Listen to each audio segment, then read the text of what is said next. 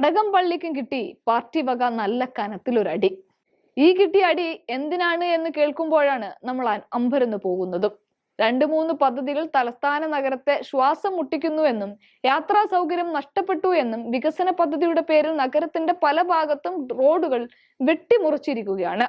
വർഷങ്ങളായി യാത്രാ സൗകര്യം നഷ്ടപ്പെട്ടവരാണ് ഇവിടെയുള്ളത്. ഇതിന് പരിഹാരം കാണണം. ചില പദ്ധതികൾ ആരംഭിച്ചിട്ട് ഒന്നും എത്താത്ത സാഹചര്യം ഉണ്ടെന്നുമാണ് കടകംപള്ളി ആരോപിച്ചത്. ഇത് പറഞ്ഞ് അവസാനിപ്പിച്ചപ്പോഴേക്കും മുതിർന്ന നേതാവിന് നാലുപാടും അങ്ങ് വിമർശനം, അതും രൂക്ഷമായ വിമർശനം തന്നെ നേരിടുകയും ചെയ്തു. അതും ഒരു മുതിർന്ന നേതാവ് എന്ന നിലയിൽ ഇങ്ങനെയൊക്കെ പറയാൻ പാടുണ്ടോ എന്ന് ചോദിച്ചുകൊണ്ടാണ് കടകംപള്ളി അദ്ദേഹത്തിന്റെ സഭക്കുള്ളിൽ ഇരുന്നവരും ഒപ്പം ചേർന്നവരും വിമർശിച്ചത്. സത്യത്തിൽ കടകംപള്ളി പറഞ്ഞതിൽ എന്താണ് തെറ്റ്?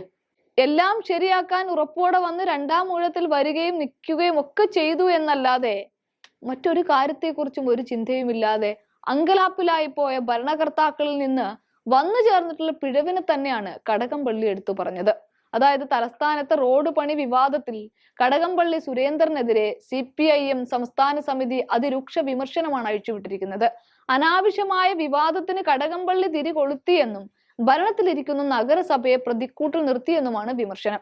കൂടാതെ നടപടി ഗൗരവമുള്ള സംഭവമാണ് എന്നും മുതിർന്ന നേതാവിൽ നിന്ന് ഉണ്ടാകാൻ പാടില്ലാത്തതായിരുന്നു എന്നുമാണ് സംസ്ഥാന സെക്രട്ടേറിയറ്റിന്റെ വിലയിരുത്തൽ.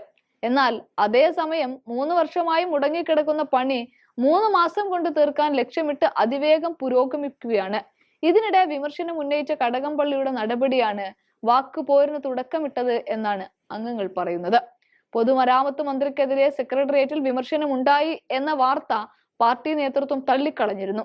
എന്നാൽ കരാറുകാരെ തൊട്ടപ്പോൾ ചിലർക്ക് പൊള്ളി എന്ന മന്ത്രിയുടെ പരാമർശം ആരെ ഉദ്ദേശിച്ച് ആണ് എന്ന് ഇപ്പോഴും ഉയർന്നു നിൽക്കുന്ന ഒരു ചോദ്യം തന്നെയാണ്. തലസ്ഥാന നഗരി, സംസ്ഥാനത്തിന്റെ തലസ്ഥാന നഗരി എന്ന് പറയുമ്പോൾ അത് തിരുവനന്തപുരം ആണെങ്കിൽ ആര്യ രാജേന്ദ്രനെതിരെയാണോ കടകംപള്ളിയുടെ ഇത്തരത്തിലുള്ള പറച്ചിൽ എന്ന് വേണമെങ്കിലും നമുക്ക് സംശയിക്കാം.